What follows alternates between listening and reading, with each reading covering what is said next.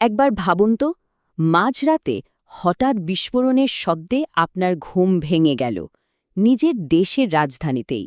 ঠিক এমনটাই ঘটেছিল ভেনেজুয়েলার কারাকাসে ৩রা জানুয়ারি। চলুন আজ আমরা সেই কথিত মার্কিন সামরিক অভিযানটা নিয়েই কথা বলি, যার মূল লক্ষ্যই ছিল একজন প্রেসিডেন্টকে ক্ষমতা থেকে সরানো। তো সময়টা ছিল ৩রা জানুয়ারি রাত ২টো।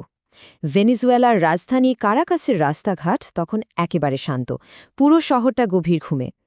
কিন্তু সেই নিস্তব্ধতা ভাঙতে খুব বেশি সময় লাগেনি।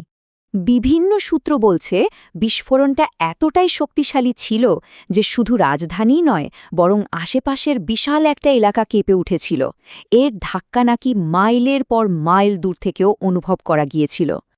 আর এটাই ছিল এমন একটা অপারেশনের শুরু যা ভেনেজুয়েলার ইতিহাসের মোড় ঘুরিয়ে দেওয়ার ক্ষমতা রাখত।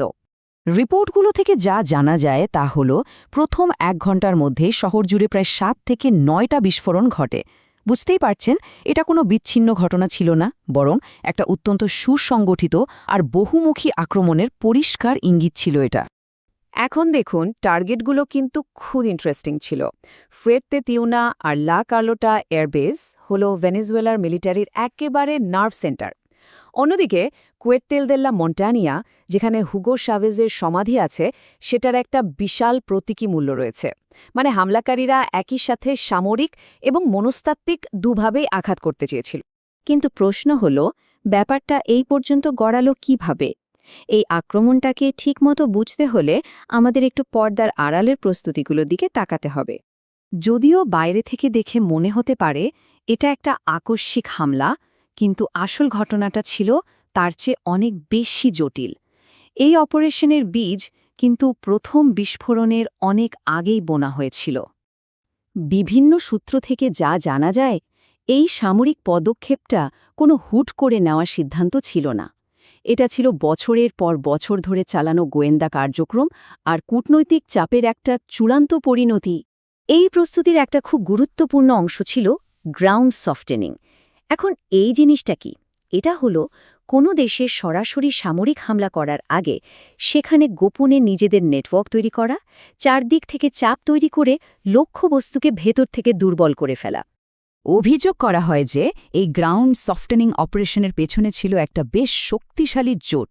বিশ্বের সেরা ৩টে গোয়েন্দা সংস্থা, আমেরিকার সিআইএ, ব্রিটেনের MI6 আর ইসরায়েলের মোসাদ একসাথে কাজ করছিল।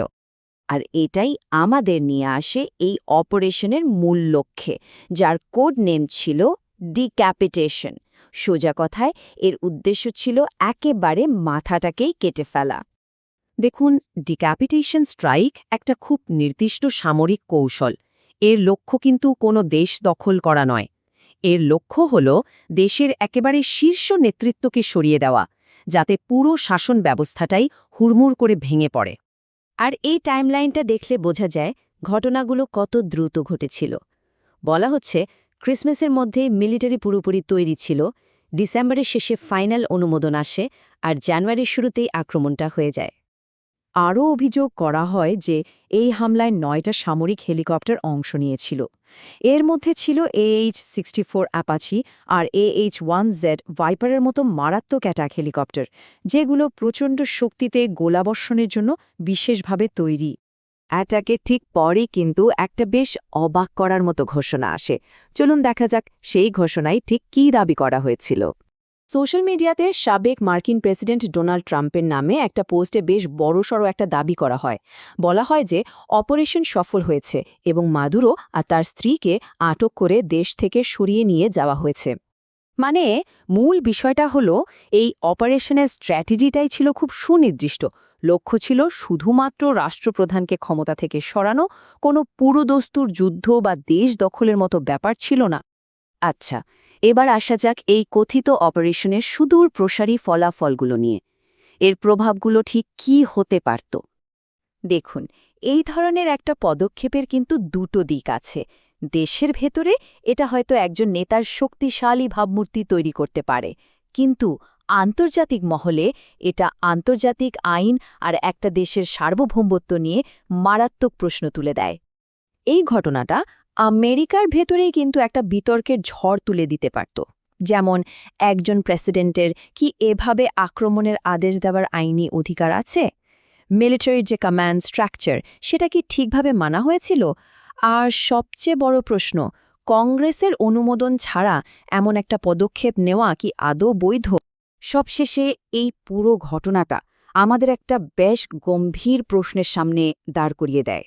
যদি কোনো দেশের নেতাকে সরাসরি টার্গেট করার এই কৌশলটাই ভবিষ্যতের নতুন নিয়ম হয়ে দাঁড়ায়, তাহলে আগামী দিনের যুদ্ধগুলোর চেহারা কেমন হবে?